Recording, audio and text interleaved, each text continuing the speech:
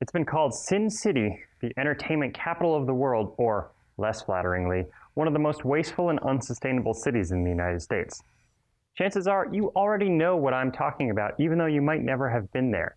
Las Vegas, the shining neon beacon in the desert, is a world-renowned destination for tourists from across the globe.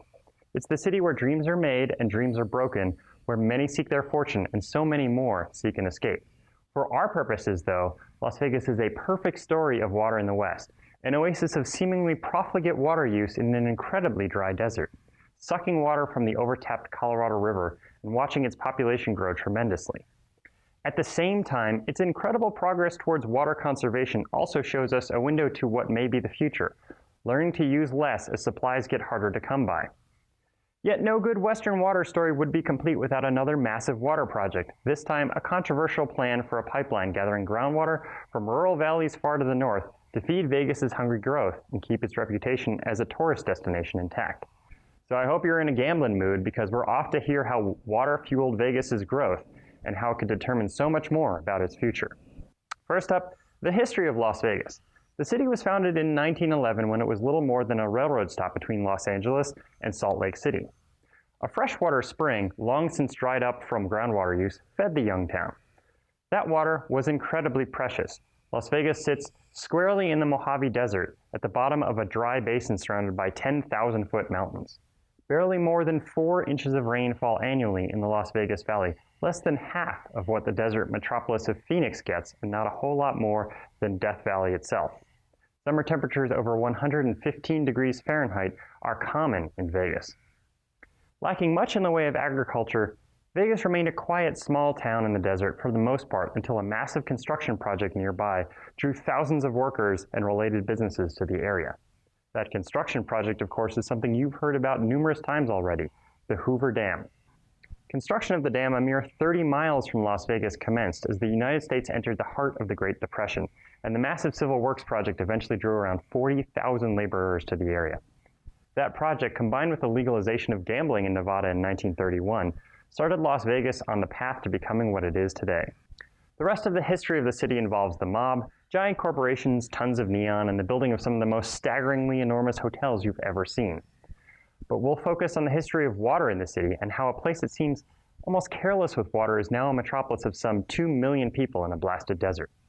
So in 1922, as you know, the 7 states of the Colorado River Basin signed the Colorado River Compact, dividing the waters up of the river amongst themselves. As the state with the smallest population at the time, and very little agriculture to speak of, Nevada received a meager 300,000 acre-feet per year. Completion of the Hoover Dam in 1935 made it easier to get that water, but Las Vegas relied mostly on groundwater until the first pipeline from Lake Mead was built in the early 1950s. In 1971, with the assistance of the federal government, the Las Vegas region saw the completion of an even larger project to move Colorado River water into the metropolitan area. This water was key to the development of Vegas, as was a 1964 U.S. Supreme Court decree allowing Nevada and other states to subtract return flows from withdrawals to meet their compact allocations, essentially giving Nevada the ability to take much more than 300,000 acre-feet out of the river. The city lived high off the river's water well into the 1980s when the per capita water consumption soared as high as 400 gallons per day, one of the highest figures in the Southwest. For comparison, Phoenix's current per capita water consumption is 184 gallons per day. Then as the 1990s began, the region's population stood at 750,000, and there was evidence that a sharp period of population growth was about to begin. So in light of this, and in recognition of the significant limitations on available water supplies, for example, groundwater was already heavily tapped and withdrawals from other sources were hard to come by, the 7 municipalities in the Las Vegas metropolitan region made the unusual decision to band together. In 1991, they formed the Southern Nevada Water Authority, or SNWA, an entity now very well established in Western water issues and responsible for planning and infrastructure across the metropolitan area. With their fates now entwined, the members of SNWA turned their attention to the problems before them and actually made water conservation a top priority. Their goals were ambitious and the results seemed to show success. by 2014, total per capita water use had dropped to 219 gallons per day, 40% down from that figure you heard about from 1989. Even more impressive is that that drop occurred as the mega resorts opened on the Las Vegas Strip, and the city saw tourism skyrocket. From 2002 to 2012, total water use by SNWA actually declined despite the construction of enormous new hotels. In 2009, the city adopted a new goal of lowering per capita water use to 199 gallons per day by the year 2035, and seems well on their way to being able to do that. So what does it take to reduce water use in a place known for bright green lawns in the middle of a hot desert? Well, a key part of SNWA's strategy has simply been an educational campaign aimed at helping residents recognize and actually embrace living in a hot desert, rather than trying to stick to conventions from more humid parts of the country. As part of this, and perhaps best known of SNWA's efforts, is their battle against home lawns. Despite visions of massive fountains in front of huge hotels on the Vegas Strip, resorts actually account for a mere 7% of SNWA's water use. It's actually single-family residences that make up the biggest share, with 70% of that water use going to outdoor purposes. Thus, it is towards those homes and that outdoor use that SNWA has aimed.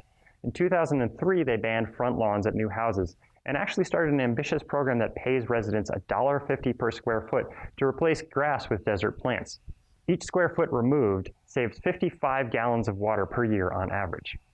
Aggressive policing of outdoor water use restrictions have also helped, as have tax credits aimed at getting mega resorts to build with major water-saving features or water recycling systems that return water to the Colorado River via the Las Vegas Wash, a normally dry riverbed that now runs year-round with return flows.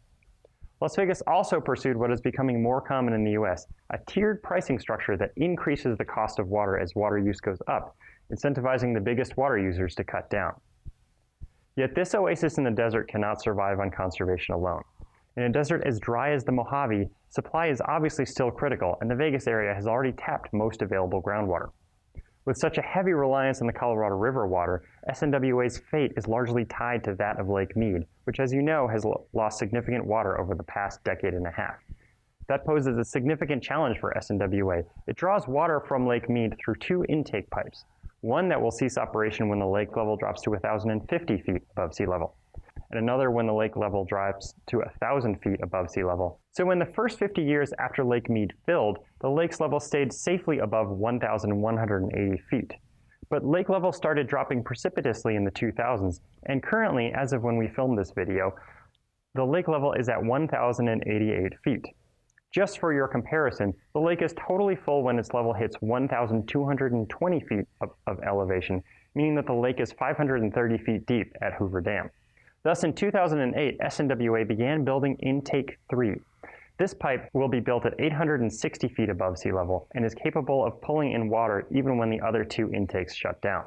That's a project that's costing well over $800 million, and one that itself could even end up insufficient if lake levels plunge below 1,000 feet during an extended drought.